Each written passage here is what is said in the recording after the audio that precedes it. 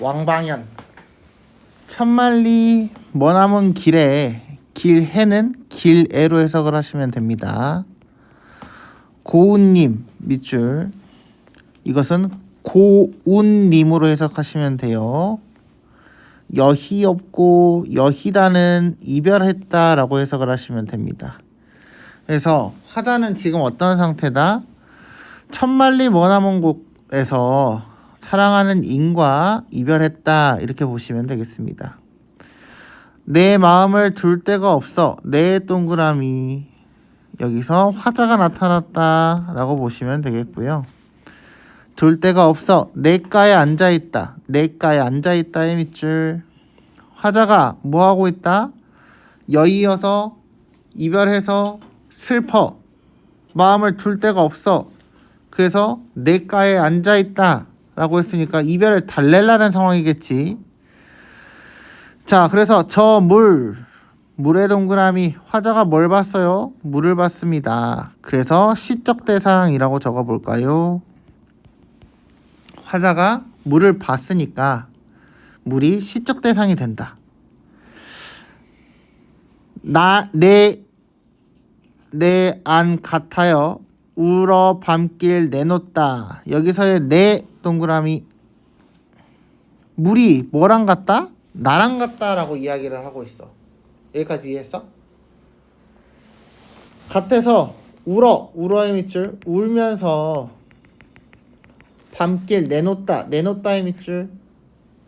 내놓다는 흘러가다, 가는구나 라고 보게 돼요. 가는구나. 그럼 봐봐. 우태가 물을 봤어. 물이 나처럼 울면서 간대. 뭐에 대한 이야기냐? 얘가 슬프지. 내가 슬퍼서 쟤도 울어. 뭐지? 감정이입이죠. 감정이 감정이입이라고 써주세요. 물의 감정이입. 서로 이해되냐? 내가 이별해서 너무 슬퍼. 그래서 저 물도 울면서 가는 것 같대. 이해해? 오케이. 그래서 감정이입입니다. 청초, 푸른 풀이 우거진 고래, 자는다 누웠는다. 홍안을 어디 두고 백골만 묻혔는가? 홍안의 밑줄, 홍의 동그라미. 홍은 붉은색을 의미합니다. 그래서 시각이라고 보시면 되겠고요. 청초의 청의 동그라미, 여기서의 청은 푸른색을 의미합니다. 그래서 이것도 시각을 의미하게 되는 거죠. 오케이? 근데 푸른색과 붉은색 두 가지 색깔 나왔지? 그리고 홍안을 어디 두고 백골만 묻혀 있는가? 백골에 백의 동그라미. 이것도 뭐 흰색에 대한 이야기죠. 오케이? 그래서 이것도 시각입니다. 홍안은 붉은 얼굴이야. 핏기가 있는 얼굴이라는 이야기거든. 살아있을 때 사람 면상 보고 이야기하는 거예요. 백골은 하얀 뼈에 대한 이야기야. 그럼 이건 죽음에 대한 이야기지. 그래서 붉은색과 흰색 간에 뭐가 일어났다? 색채 대비가 나타났다 라고 보시면 됩니다.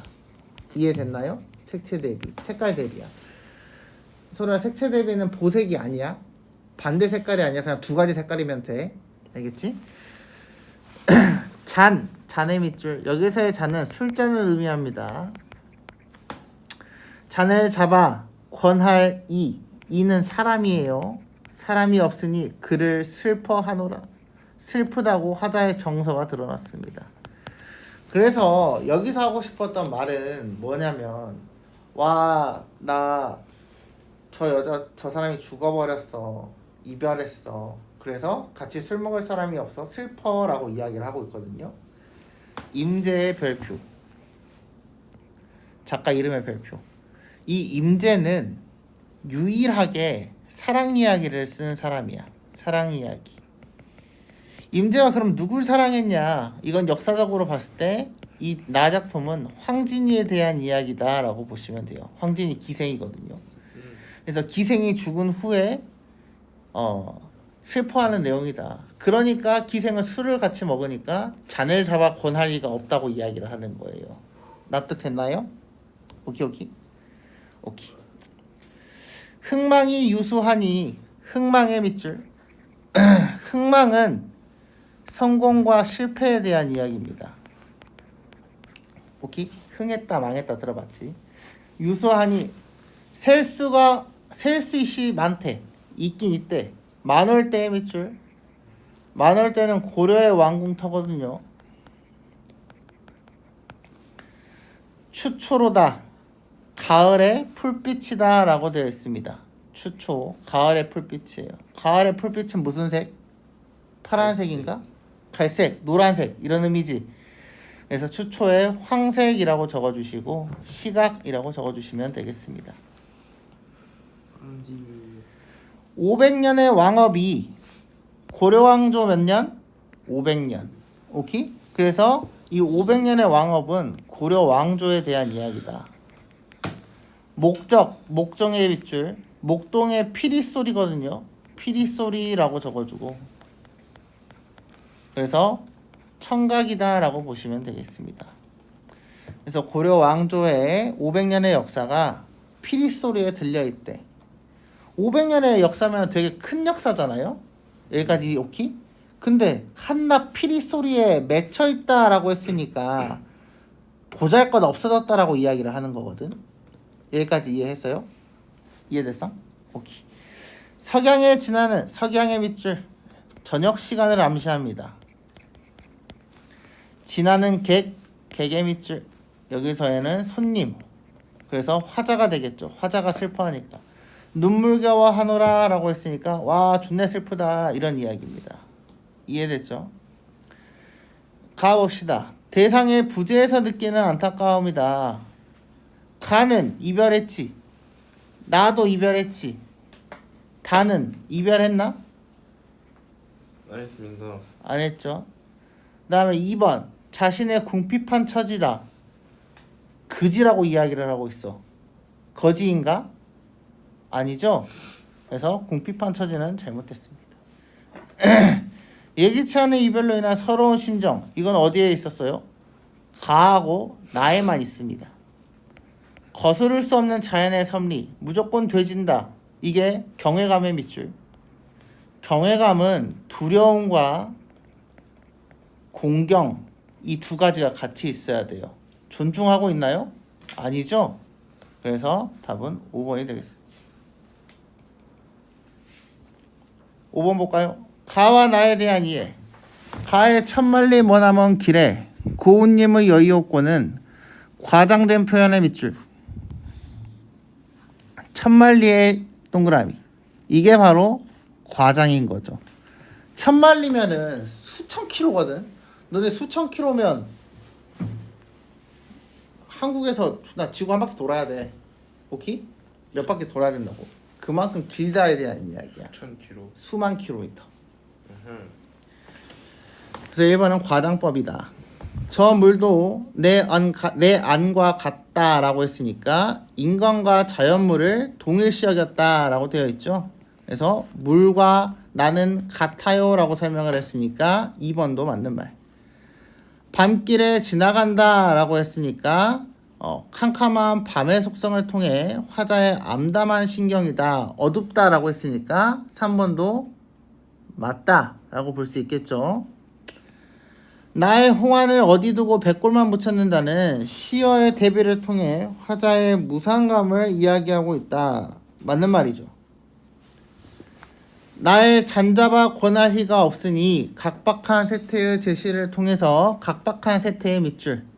이 각박한 세태라는 거는 살기 힘든 현실에 대한 이야기예요. 그런 내용 있나요? 없었죠? 그치? 그냥 이별해서 슬프다라고 이야기를 했잖아. 속세에서 벗어나고자 함의 밑줄. 그러면 뭐여야 돼? 자연 친화여야 돼. 이해돼? 오케이? 속세에 벗어나고 싶다니까 바로 탈속이어야 되거든. 그래서 답은 5번이 되겠습니다. 다음 다와 보기를 비교하여 감상한 내용. 홍진의 동그라미. 홍진이라는 거는 속세에 대한 이야기입니다. 이제 이런 건 외워야 해요. 홍진의 묻힌 여러분, 이내 생애가 어떠합니까? 네 동그라미. 화자의 삶이 어떠냐고 물어보고 있습니다. 옛사람 풍류에 미칠까요? 못 미칠까요? 풍류에 밑줄. 풍류는 즐기는 삶입니다.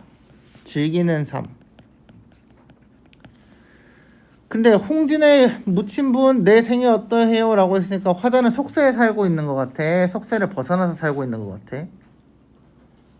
속세에서 벗어나서 살고 있는 것 같지? 그치? 그래서 이 풍류는 보통 자연 친화에 대한 이야기입니다. 자연 속에 사는 제 삶이 어떠합니까?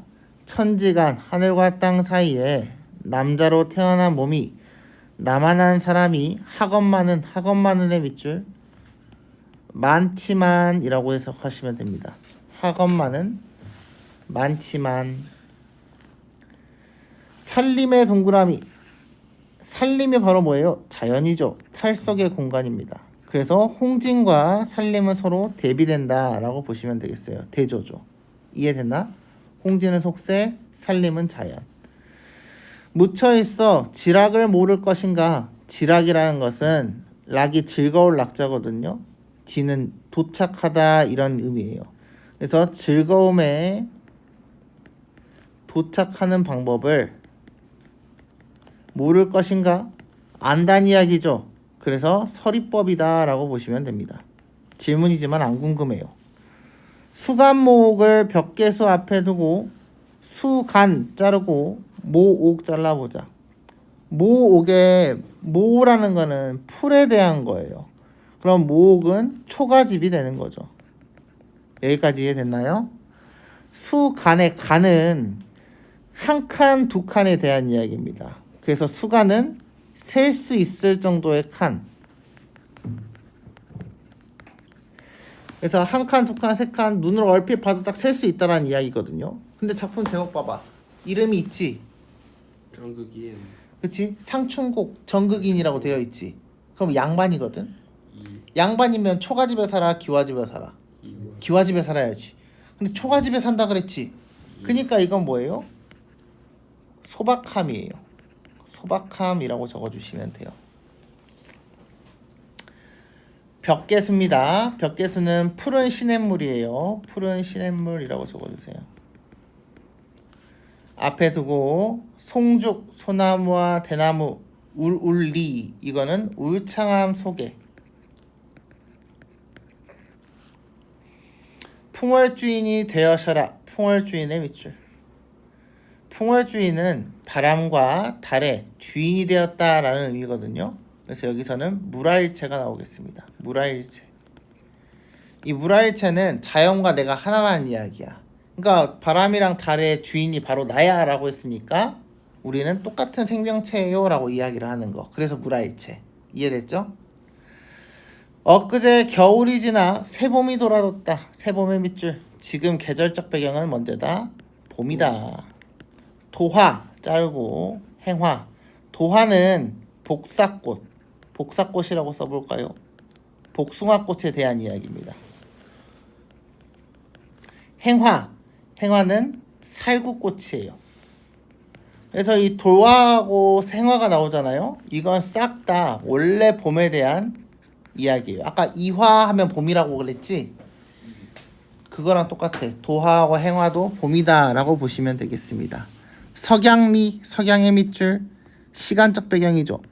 저녁 사이에 피어있고 녹양방초는 방초의 밑줄, 꽃다운 풀들. 많은 풀들은 새우, 새우의 밑줄. 새우는 가느다란 비입니다. 가랑비죠, 가랑비. 여기까지 이해됐나? 근데 방금 그 두 문장 있지. 위에 아래 두 줄. 도와 행하는 서양리에 피어있고 녹양방초는 새우 중에 푸르다. 문장 구조가 똑같지. 옆에 쓰세요. 대구법. 요게 대구법이에요. 문장 구조가 위아래로 나란히 같거든요. 대구법. 이해됐죠? 칼로 말하는 건가 붓으로 그려냈는가, 이 부분은 경치가 너무 좋아서 칼로 조각을 했는가 혹은 붓으로 그림을 그린 것 같다라고 경치를 예찬하고 있는 부분. 오케이 오케이? 오케이. 조화신공의 밑줄. 조화신공. 조화에 자릅시다. 조화는 조물주에 대한 이야기입니다. 조물주가 만들어낸 것이 물물, 여기서는 모든 자연물마다 헌사롭다. 헌사롭다의 밑줄 야단스럽다 라고 적으면 되는데요. 이 야단스럽다라는 이야기는 경치가 지린다 라고 보시면 돼요. 오케이 오케이? 오케이 오케이? 그래서 상충곡을 다시 처음부터 보면 속세 사람들 제 삶 어때요? 저 잘 즐길 수 있을까요? 존나 잘 즐겨요. 살림, 자연에 묻혀 있어서 즐거움을 모르지 않습니다. 제가 집을 지었는데요. 푸른 시냇물을 앞에 뒀고 소나무와 대나무 사이사이에 들어있습니다. 그 집이. 그래서 자연 친화적으로 살고 있어요. 봄이 왔습니다. 복숭아꽃과 살구꽃은 저녁 시간에 펴 있고요. 푸른 풀들은 가랑비 중에서 푸릅니다. 이 경치가 칼로 그려낸 조각한 것 같기도 하고 붓으로 그려낸 것 같기도 해서 너무 아름다워요. 조물주가 모든 자연물마다 아름답게 표현해놨네요 라고 이야기를 하고 있지. 이해됐나? 오케이 오케이? 오케이. 1번부터 보겠습니다. 가와 다는 동일한 음보율을 사용했다. 가는 천만리 머나먼 길에 고운님을 여의었고 내 마음 둘 데 없어 내가에 앉았으니 이렇게 읽습니다. 그리고 그 아래 정극인의 상충곡 같은 경우에는